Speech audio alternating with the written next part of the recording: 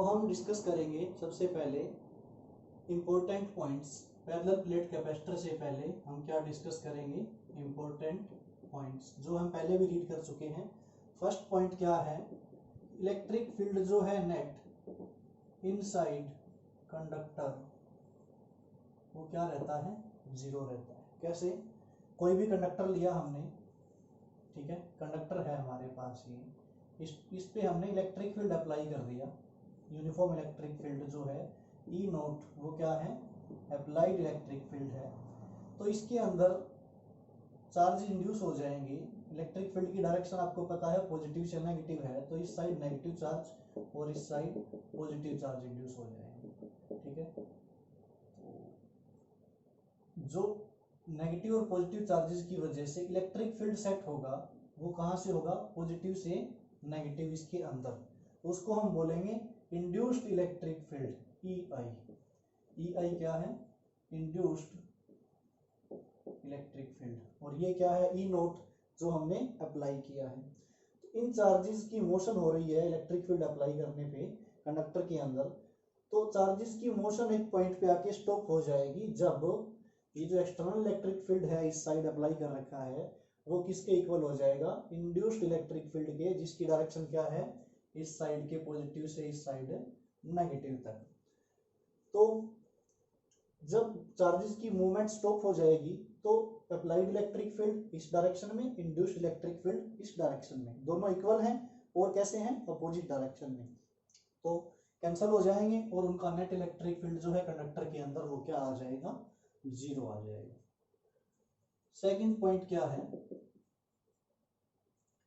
जो भी access charge होता है, एक्सेस चार्ज इनसाइड कंडक्टर, ठीक है, जो भी कंडक्टर के अंदर एक्सेस चार्ज होता है वो फ्लो करके कहाँ आ जाएगा, फ्लोज टू सरफेस, वो फ्लो करके कहाँ आ जाएगा, सरफेस पे आ जाएगा। कोई भी कंडक्टर है उसके अंदर कोई भी एक्सेस का चार्ज है, ठीक है, तो चार्ज आपको पता है कंडक्टर क्या करता है, कंडक्ट करता है, तो चार्ज फ्लो करेगा और चार्ज हमेशा कहाँ होता है, कंडक्टर के सरफेस पे, तो चार्ज कहाँ आ जाएगा, फिर कंडक्टर के सरफेस पे आ जाएगा। तो जो भी एक्सेस चार्ज है वो कहाँ फ्लो हो जाता है, सरफेस पे। थर्ड पॉइंट जो है वो क्या है, इलेक्ट्रिक फील्ड जो है वो परपेंडिकुलर होता है किसके, सरफेस के। ठीक है, तो हम कोई भी कंडक्टर कंसीडर करते हैं, कोई भी कंडक्टर है, इस पे हमने चार्ज रखा हुआ है, ठीक है, इस पे जो चार्ज का डिस्ट्रीब्यूशन है, कोई भी चार्ज का डिस्ट्रीब्यूशन मान लेते हैं, इस पे चार्ज इंड्यूस हुआ है इस साइड पॉजिटिव और इस साइड नेगेटिव, यहाँ नेगेटिव चार्ज प्लेट है, यहाँ पॉजिटिव चार्ज प्लेट है, तो इस पे चार्ज इंड्यूस हो गया। तो बाय द वे हम मान लेते हैं कन्वेंशन से कि ये जो चार्जेस हैं ये इंड्यूस हो रहे हैं, इनका मोशन स्टॉप हो गया है, ठीक है, इनका मोशन क्या हो गया है, स्टॉप, जितना इंड्यूस होगा होना है हो चुका है, इनका मोशन क्या हो चुका है, अब स्टॉप हो चुका है। तो इलेक्ट्रिक फील्ड अगर हम माने, ठीक है, तो ये पॉजिटिव चार्ज पहले इस पे रैंडमली डिस्ट्रीब्यूटेड थे, मतलब यहाँ से यहाँ मूव कर रहे थे, ठीक है, कंडक्टर हैं, तो अब हमने बोल दिया कि इनकी जो मूवमेंट है वो क्या हो चुकी है, स्टॉप हो चुकी है। मूवमेंट स्टॉप होने का मतलब है ये चार्ज यहाँ से यहाँ और यहाँ से यहाँ फ्लो नहीं करेगा, तो फ्लो नहीं करेगा तो इसके अलोंग, टेंजेंट के अलोंग, इस पॉइंट पे चार्ज फ्लो करना था, जब मूवमेंट स्टॉप हो गई है तो टेंजेंट के अलोंग कोई भी मूवमेंट नहीं होगी, मीन टेंजेंट के along electric field along tangent वो क्या रहेगा, जीरो रहेगा।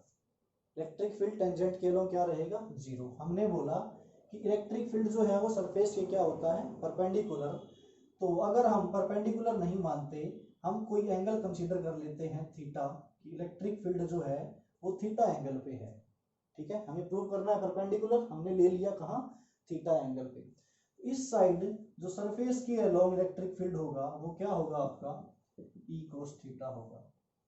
सरफेस के अलोंग इलेक्ट्रिक फील्ड क्या होगा, ई कोस थीटा, ये थीटा है ये ई है, तो सरफेस के अलोंग टेंजेंट के अलोंग जो है वो क्या होगा, ई कोस थीटा होगा।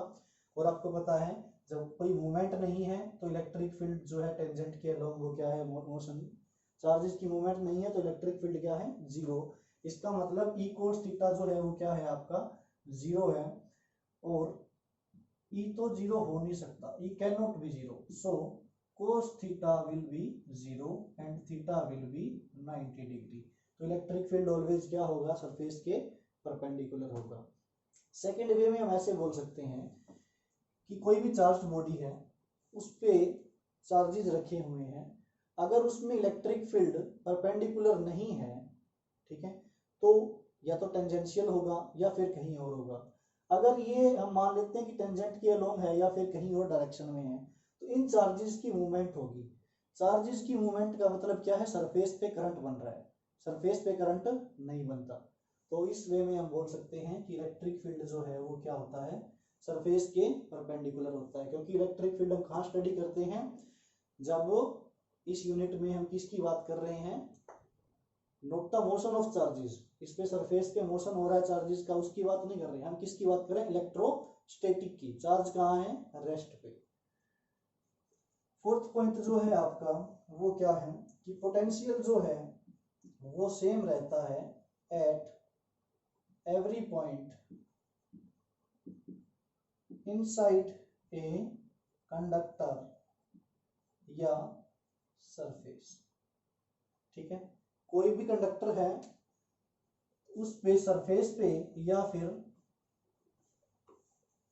उसके अंदर किसी भी पॉइंट पे पोटेंशियल क्या रहता है, सेम। ये भी हमने पोटेंशियल के लेक्चर में भी रीड किया था कि कोई भी कंडक्टर है, कंसीडर करो ये है, ठीक है, तो इस पे हम चार्ज ले लेते हैं ये, ठीक है, इसके किसी भी पॉइंट पे, यहाँ ए हो, ये बी हो, ये सी हो, कहीं भी पॉइंट्स हैं, इन सब पे पोटेंशियल क्या रहता है, सेम रहता है। कंडक्टर के अंदर किसी भी पॉइंट पे पोटेंशियल क्या रहता है, सेम। और इसके सरफेस पे भी पोटेंशियल क्या रहता है, हर एक पॉइंट पे सेम रहता है। ठीक है, फिफ्थ पॉइंट जो है हमारा वो क्या है, इलेक्ट्रिक फील्ड जो है, ठीक है, उसकी वैल्यू क्या होती है, सिग्मा बाय एप्सिलॉन नॉट एक कंडक्टर के लिए। हमने पढ़ा था मेटल की शीट्स, तो मेटल की शीट्स आपने पढ़ी होंगी, जो इनफाइनाइट थिन पैरेलल शीट्स थी या उनकी थिकनेस थी, तो इलेक्ट्रिक फील्ड की वैल्यू जो है वो क्या रहती है, सिग्मा बाय एप्सिलॉन नॉट रहती है। सिग्मा क्या है, सरफेस चार्ज डेंसिटी, और इसकी वैल्यू जो होती है वो क्या होती है, Q बाय ए होती है। ठीक है, सरफेस चार्ज डेंसिटी।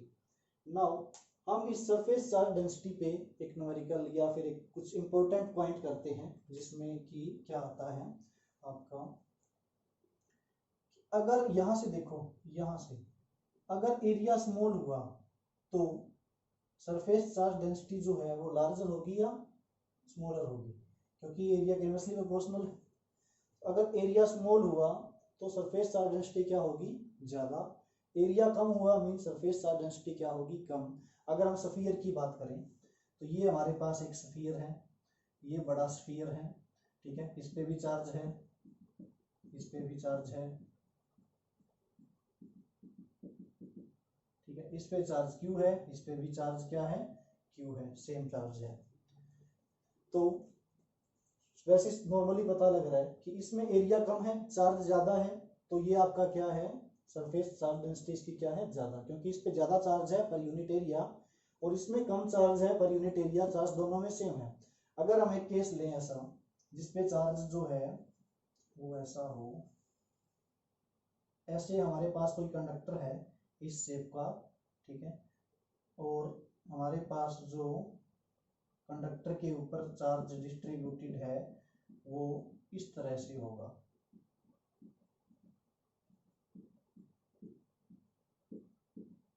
ठीक, यहाँ पे ये हम इसको एक सर्कल या स्फीयर मान सकते हैं, और यहाँ पे भी एक ये स्फीयर की तरह एक्ट करेगा। तो देखो ये जो शार्प पॉइंट है इसको बोलते हैं शार्प पॉइंट, शार्प पॉइंट। ठीक है, शार्प पॉइंट्स कहाँ होते हैं, जो कॉम्ब होता है हमारा, कंघा होता है, उसमें देखे होंगे आपने शार्प पॉइंट्स। ये हमने वही शेप बनाई है जो कंघी करते हैं हम, उसमें जो आपका ये होता है, ठीक है, इसकी शेप हमने ऐसे बनाई है कि वो एक पॉइंट पे क्या होता है शार्प। तो चार्ज जो इकट्ठा होता है वो इस पॉइंट पे क्या होता है ज्यादा, और इस पॉइंट पे जहाँ पे एरिया ज्यादा है वहां पे क्या होता है चार्ज कम। मीन इस पॉइंट पे सरफेस चार्ज डेंसिटी कम होती है और इस पॉइंट पे इस पर सरफेस चार्ज डेंसिटी ज्यादा होती है और इस पे सरफेस चार्ज डेंसिटी कम होती है। कैसे देखें कि पोटेंशियल का फॉर्मूला जो है हमारे पास वो क्या है, के क्यू बाय आर है पोटेंशियल का फॉर्मूला। के क्यू का फॉर्मूला जो है हमारे पास क्या है, सिग्मा इंटू ए है, sigma into A divide by R.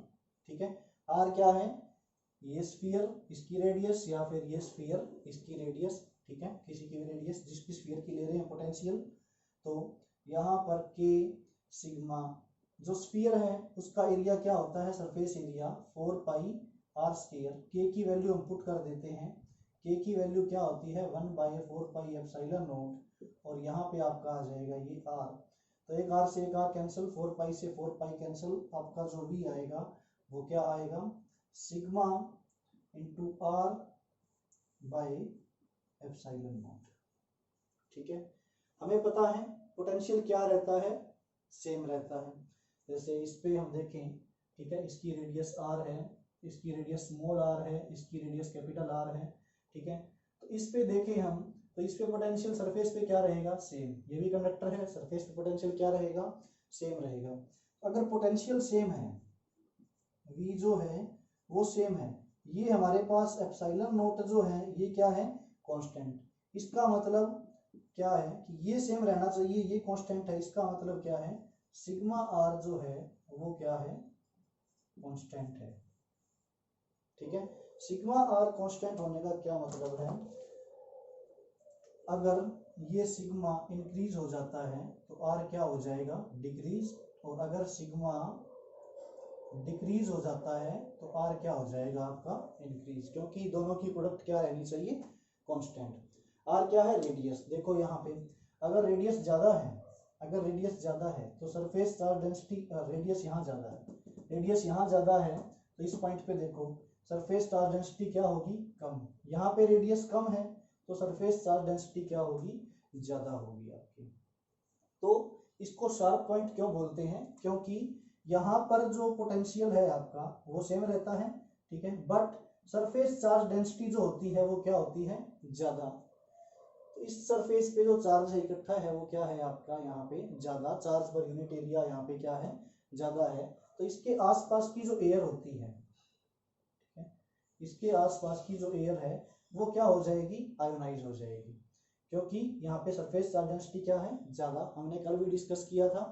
ठीक है, तो ये जो पॉजिटिव और नेगेटिव है, या तो बोल सकते हैं पॉजिटिव चार्ज यहाँ लीक हो गया या नेगेटिव चार्ज यहाँ लीक हो गया, और एयर आयोनाइज होने के बाद यहाँ क्या बचेगा सिर्फ प्लस बचेगा। तो इसको हमने कल बोला था स्पार्क, उसको बोलते हैं हम कोरोना डिस्चार्ज, इस प्रोसेस को हम बोलते हैं कोरोना डिस्चार्ज। और कोरोना डिस्चार्ज हमेशा कहाँ होता है शार्प पॉइंट्स पे होता है, क्योंकि यहाँ पे सरफेस चार्ज डेंसिटी जो है वो आपकी क्या होती है ज्यादा होती है।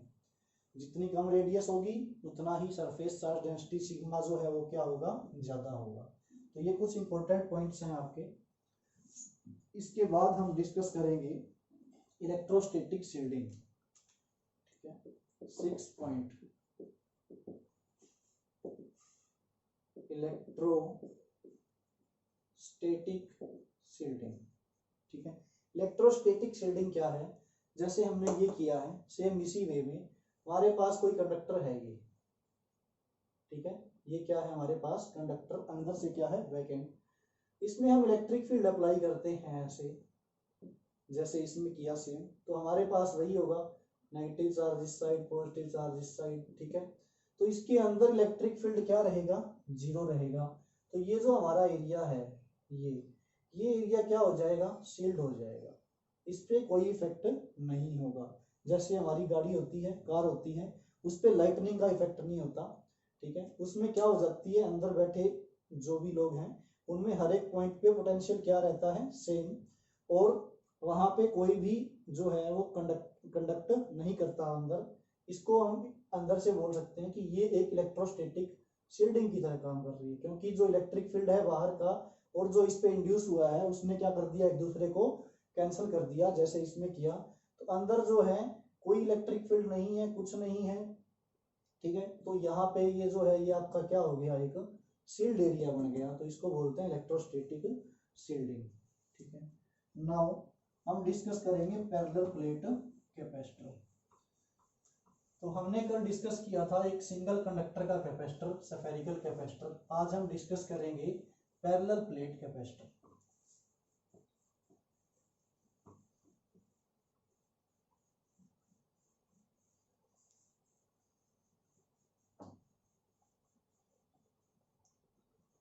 तो हमने कल बोला था कि सिंगल कंडक्टर में जो है वो आपका क्या होता है, कैपेसिटेंस उसकी बिल्कुल ही स्मॉल होती है, माइक्रोफैराड, मिलीफैराड, बहुत कम होती है। तो हम आज क्या यूज करेंगे, डबल कंडक्टर का कैपेसिटर। तो कंसीडर करो आपका जो कैपेसिटर है वो अरेंजमेंट होता है किन्हीं दो मेटल प्लेट्स का, ठीक है। आगे हम स्फेरिकल भी करेंगे, सिलेंड्रिकल भी करेंगे। तो सबसे पहले कैपेसिटर का प्रिंसिपल रीड करते हैं हम, जब उसमें दो मेटालिक कंडक्टर हों। ये फर्स्ट मेटालिक कंडक्टर है और ये क्या है, सेकेंड मेटालिक कंडक्टर है। तो इन दोनों को हम सेपरेटली पॉजिटिव और नेगेटिव से अटैच करते हैं बैटरी के, और इस पे क्या चार्ज आ जाता है आपका पॉजिटिव, और इस पे क्या चार्ज आ जाता है, नेगेटिव चार्ज आ जाता है, ठीक है। तो जैसे ही हमने इनको चार्ज किया, अब इनके ऊपर और चार्ज नहीं आ सकता, ठीक है। और चार्ज नहीं आ सकता, तो हमने कल बोला कि हम इसको चार्ज सप्लाई करते हैं, बट इसका पोटेंशियल कम इंक्रीज हो और इस पे चार्ज क्या आए, ज्यादा आए। इन पे कोई चार्ज अप्लाई अब वो सप्लाई नहीं हो सकता, जितना होना था कर दिया हमने बैटरी से। अगर हमें इन प्लेट्स पे, इस प्लेट पे या वन प्लेट पे हमें और चार्ज सप्लाई करना है, तो हम कैसे करें, इसका पोटेंशियल रिड्यूस करेंगे, ठीक है। इसका पोटेंशियल रिड्यूस कैसे करेंगे, देखो इसको प्लेट को इसके पास रख देंगे, मतलब दो प्लेट्स होती हैं, उनका डिस्टेंस जो है सेपरेटेड बाय सम डिस्टेंस, उनके डिस्टेंस को कम कर देंगे। तो जैसे ही ये नेगेटिव इसके पास आएगा, इसका पोटेंशियल क्या हो जाएगा, डिक्रीज हो जाएगा। फिर इस पे थोड़ा और चार्ज हम सप्लाई कर सकते हैं। अगर हम इसको बिल्कुल ही पास ले आए, तो इसके बीच में क्या डिस्चार्ज हो जाएगा, चार्ज, ठीक है, जिसको हम कोरोना डिस्चार्ज बोल रहे हैं। चार्ज लीक हो जाएगा और ये सेपरेशन इनका नहीं रहेगा। तो इस पे चार्ज ज्यादा स्टोर करने के लिए हम क्या करते हैं, यहाँ पर कोई एक मेटालिक प्लेट लेते हैं, ठीक है। इसको ज्यादा चार्ज सप्लाई करने के लिए, कैपेसिटर क्या था, चार्ज स्टोर करने की डिवाइस, जो एक बार में सप्लाई करते बाद में। तो इसमें एक मेटालिक प्लेट लेते हैं हम, सेकंड कंडक्टर लेते हैं हम, और उस पर कोई चार्ज सप्लाई नहीं करते। जब इसको इसके पास रखते हैं, फर्स्ट कंडक्टर के पास, तो यहाँ पे मेटालिक प्लेट है, तो नेगेटिव चार्ज इंड्यूस हो जाएगा इस साइड, और इस साइड कौन सा चार्ज इंड्यूस हो जाएगा, पॉजिटिव चार्ज इंड्यूस हो जाएगा। तो अब इस पे पहले कोई चार्ज नहीं था, ये चार्ज किसकी वजह से आया है, इंडक्शन की वजह से। इंडक्शन की वजह से आया है, तो ये नेगेटिव चार्ज इस साइड है, ठीक है, ये क्या रहेगा, इससे बाउंड रहेगा, और ये पॉजिटिव चार्ज इसी साइड रहेगा। तो इनकी डिस्टेंस कम है, तो इसका नेगेटिव पोटेंशियल इस पे भी होगा। इसका पॉजिटिव पोटेंशियल जितना था, जितना मैक्सिमम चार्ज सप्लाई कर सकते थे, हमने कर रखा है इसको। बट जैसे इसको पास लेके आएंगे, चार्ज इंड्यूस हो जाएगा, तो इस नेगेटिव चार्ज का पोटेंशियल इस प्लेट पे आएगा, ठीक है। पोटेंशियल स्केलर क्वांटिटी है, इसका ओवरऑल पोटेंशियल क्या हो जाएगा, डिक्रीज हो जाएगा। इसका ओवरऑल पोटेंशियल डिक्रीज होने से हम इसको और चार्ज आसानी से सप्लाई कर सकते हैं, तो हम और चार्ज आसानी से सप्लाई कर देंगे, ठीक है। तो जैसे ही और चार्ज सप्लाई करेंगे, इस पे नेगेटिव जो है उसकी अमाउंट क्या हो जाएगी, इंक्रीज हो जाएगी, ठीक है। और फिर थोड़ा सा पोटेंशियल और डिक्रीज होगा, और फिर हम इसको थोड़ा और चार्ज सप्लाई कर सकते हैं, ठीक है। बट इस पे मैक्सिमम चार्ज इंड्यूस हो गया। अब क्या कर सकते हैं, इसके बाद हम इसकी जो अनदर साइड है, सेकंड की जो राइट साइड है, ठीक है, उसको ग्राउंड कर देंगे। ग्राउंड करने से क्या होगा, जो पॉजिटिव चार्ज है वो कहाँ लीक हो जाएगा, अर्थ पे ग्राउंडेड हो जाएगा। यहाँ सिर्फ कौन सा चार्ज बचेगा, नेगेटिव का, ठीक है।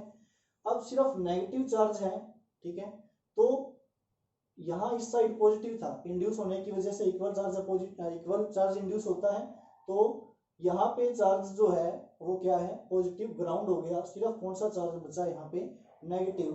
तो और इसका पोटेंशियल, ये सिर्फ नेगेटिव रहेगा, सिर्फ नेगेटिव रहेगा, तो इसका पोटेंशियल जो है वो क्या हो जाएगा, और डिक्रीज हो जाएगा, और हम इसको और चार्ज सप्लाई कर सकते हैं। तो इस पे मैक्सिमम चार्ज स्टोर कर सकते हैं किस मेथड से, इस मेथड से।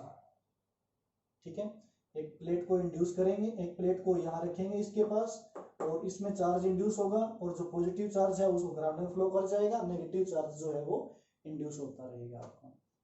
ठीक है, और ये सिस्टम कैसा रहेगा, बाउंड सिस्टम रहेगा, क्योंकि पॉजिटिव नेगेटिव को अट्रैक्ट करता रहेगा, तो ये सिस्टम कैसा रहेगा आपका, बाउंड रहेगा। तो ये आपका कैपेसिटर फॉर्म हो जाएगा इस मेथड से। तो कैपेसिटर को हम पैरेलल प्लेट कैपेसिटर बोलते हैं ऐसे, ये दो पैरेलल प्लेट्स हैं और ये इसका साइन है, तो ये आपका है कैपेसिटर, और ये इसका प्रिंसिपल है। ठीक है, कि इस प्लेट पे ज़्यादा से ज़्यादा चार्ज कैसे स्टोर करें, इसका पोटेंशियल कम करके इंडक्शन मेथड से। तो ये कैपेसिटर है आपका। देखो अब हम कैपेसिटर की जो है वो कैपेसिटेंस फाइंड आउट करेंगे पैरेलल प्लेट कैपेसिटर की।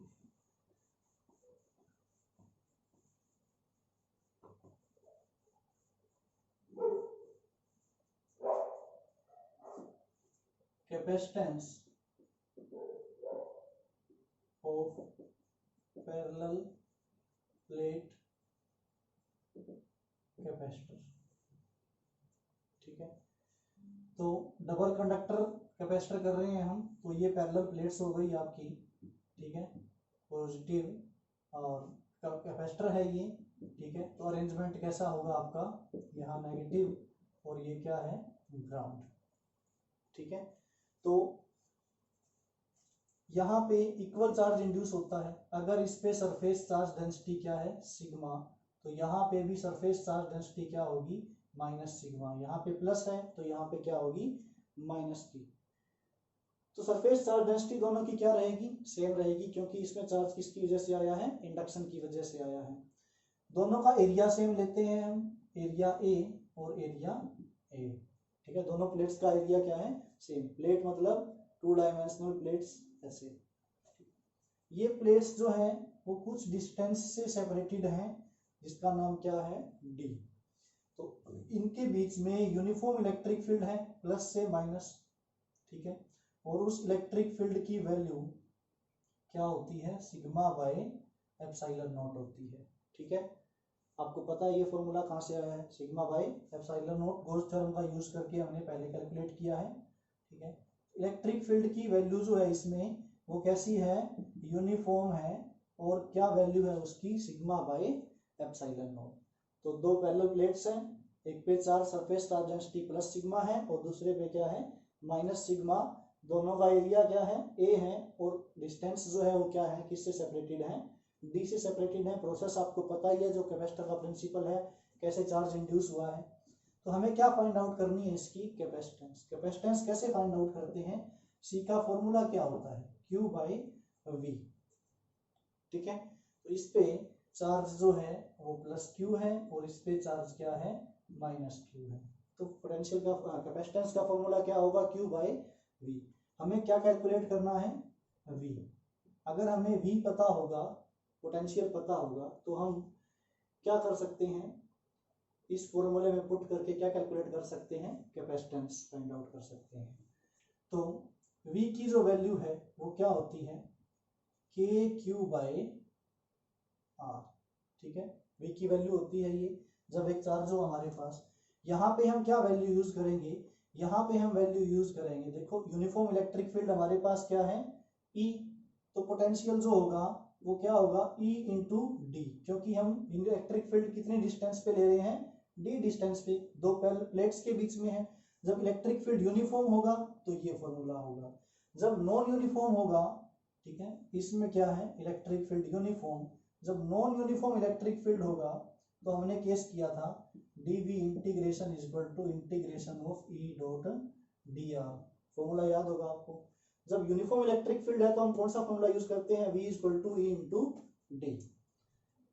तो यहाँ पर E की वैल्यू क्या है, sigma by epsilon nought into में d। ठीक है, सिग्मा की वैल्यू क्या होती है, Q बाई ए। हमने रीड किया अभी इंपॉर्टेंट पॉइंट्स में, Q by A epsilon naught into D, sigma की value charge per unit area. तो ये हमारे पास आ जाएगा Q by epsilon naught A into में डी। V की वैल्यू हमारे पास है वो हम यहाँ पुट कर देंगे, तो कैपेसिटेंस जो है ठीक है वो क्या आ जाएगी हमारे पास Q by Q D by epsilon naught A, mean Q से Q कैंसिल हो जाएगा, एप्सिलॉन नॉट ए ऊपर चला जाएगा, तो हमारे पास जो कैपेसिटेंस आएगी पैरेलल प्लेट कैपेसिटर की वो क्या आएगी epsilon naught A by D, जब इसके बीच में यहाँ पर क्या प्रेजेंट है एयर, मीन जो परमिटिविटी ले रहे हैं वो क्या ले रहे हैं एप्सिलॉन नॉट। अगर इसके बीच में एयर की जगह ग्लास हो या वाटर हो तो परमिटिविटी मीडियम की हम क्या लेते हैं एप्सिलॉन, ठीक है। डाइलेक्ट्रिक कांस्टेंट आपको पता ही है, अगर मीडियम हो, ये किसकी है, जब मीडियम क्या हो एयर हो तो हम क्या यूज कर रहे हैं एप्सिलॉन नॉट। अगर कोई मीडियम हो तो हम क्या यूज करते हैं, आपको पता है कि डाइलेक्ट्रिक कांस्टेंट जो है वो क्या होता है एप्सिलॉन बाय एप्सिलॉन नॉट के इक्वल होता है, ठीक है। तो यहाँ से एप्सिलॉन की वैल्यू जो है वो एप्सिलॉन नॉट इंटू के आती है, ठीक है। फर्स्ट चैप्टर में किया होगा आपने, ये बिल्कुल इजी है। तो एप्सिलॉन की वैल्यू एप्सिलॉन नॉट इंटू के यहाँ पुट कर देंगे, तो सी जो है कैपेसिटेंस अगर कोई मीडियम है तो वो क्या आएगी के इंटू एप्सिलॉन नॉट, ठीक है। मीडियम एप्सिलॉन आएगा यहाँ पे एप्सिलॉन ए बाई डी, अगर एयर की जगह हम कुछ और मीडियम ले रहे हैं तो उसमें परमिटिविटी एप्सिलॉन लेंगे, तो epsilon A by D, epsilon की वैल्यू एप्सिलॉन नॉट के है तो के epsilon naught A by D, mean हम इसको ऐसे राइट कर सकते हैं के सी नॉट, सी नॉट मीन्स क्या है एयर, ठीक है। तो ये जो एयर में थी इसकी के टाइम्स जो है वो कैपेसिटेंस क्या हो जाएगी मीडियम में हो जाएगी। तो हम एयर की जगह क्या यूज करते हैं, इसमें मीडियम यूज करते हैं, वो हम आगे एक्सप्लेन करेंगे। तो पैरेलल प्लेट कैपेसिटर की कैपेसिटेंस का फॉर्मूला क्या है epsilon naught A by D, और अगर उसमें कोई भी डाइलेक्ट्रिक इंसर्ट करते हैं, कोई भी मीडियम इंसर्ट करते हैं, ठीक है, तो उसकी जो वैल्यू है कैपेसिटेंस की वो के टाइम्स हो जाती है जितनी क्या थी एयर में थी। नेक्स्ट टॉपिक हम करेंगे